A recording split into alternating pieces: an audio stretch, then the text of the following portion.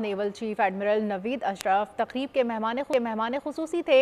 मजबूत maritime security पायदार मुआशी मुस्तकबिल की बुनियाद है। Admiral Naveed Ashraf maritime security की मदद से इक़्तिसादी सूरत हाल बेहतर बनाई जा सकती है। मज़ीद तफसीलात जानेंगे बोल न्यूज़ के नुमाइंदे खुरम गुलजार से। जी खुरम गुलजार।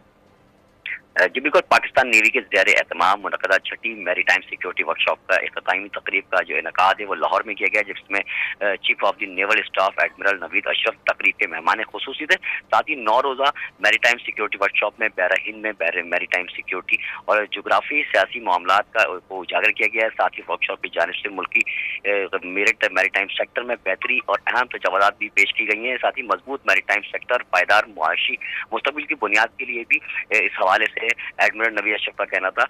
साथ ही मैरीटाइम सेक्टर की मदद से पाकिस्तान की हालिया जो इक़्तिसादी सूरत हाल है उसको भी बेहतरी लाई जा सकती है। जी बहुत शुक्रिया खुरम गुलजार।